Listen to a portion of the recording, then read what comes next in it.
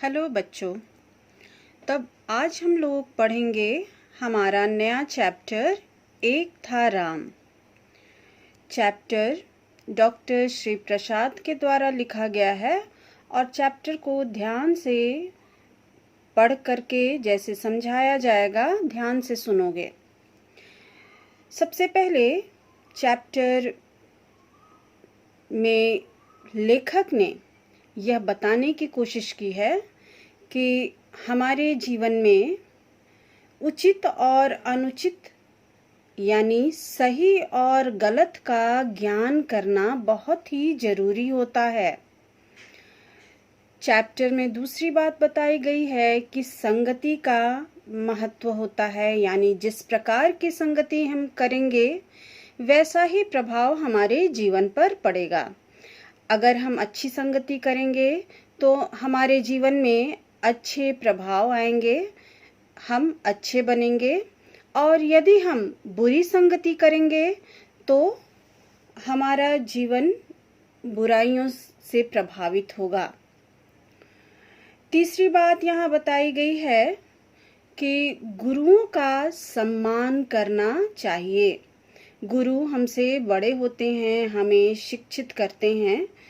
शिक्षा या ज्ञान प्राप्त करना एक बहुत बड़ी बात होती है, तो जिस व्यक्ति के द्वारा ज्ञान दिया जाता है वो पूजनीय होता है।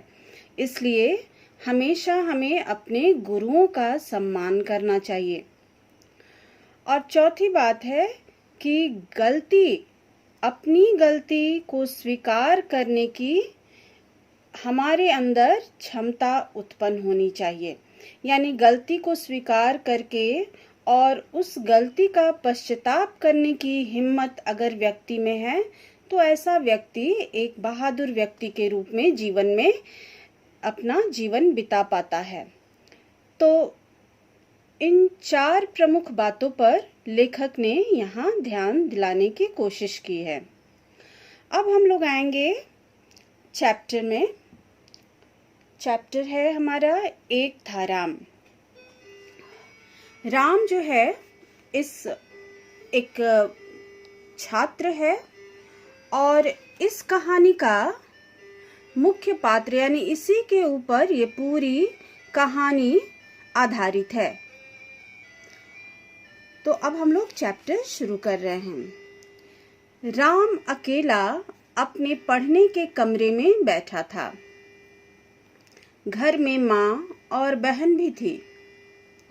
वे अपने अपने कामों में लगी थीं।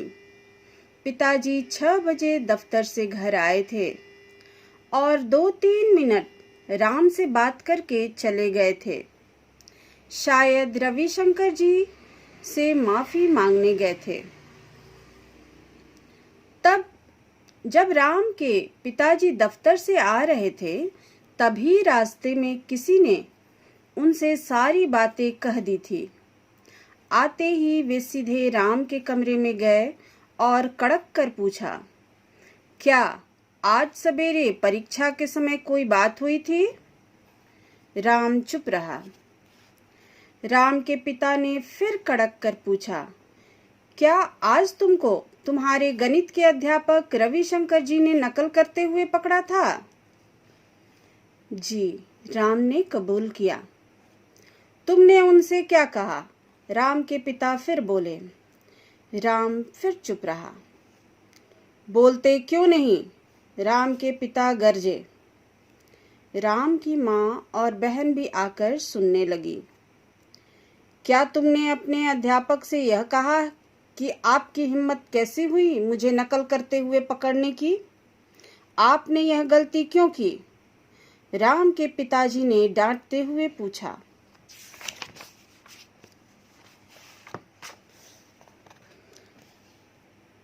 राम गलती तो कर ही चुका था।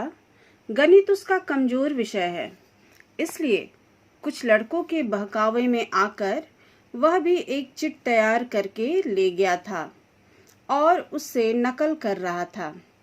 तभी गणित के अध्यापक ने उसे पकड़ा और उसके मुंह से एकाएक निकल पड़ा, आपकी हिम्मत कैसे हुई मुझे नकल करते हुए पकड़ने की?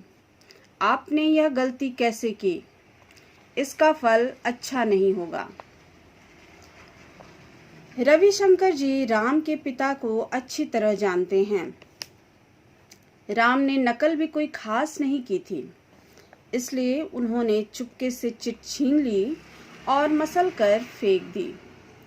फिर वहां से हट गए, कहा कुछ भी नहीं।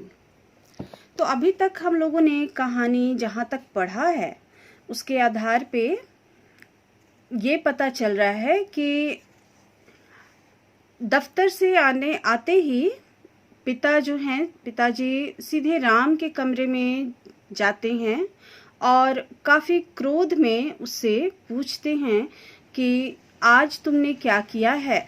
यानी उन्हें इस बात की जानकारी रास्ते में आते वक्त ही पता चल चुका था उन्हें कि राम ने आज विद्यालय में कुछ गलत कार्य किया था, और वह गलत कार्य भी यह था कि उसने अपने गुरुजी को धमकी दी थी, जबकि वह स्वयं गलत था और वह परीक्षा के समय चिट तैयार करके ले गया था और उससे वो नकल कर रहा था।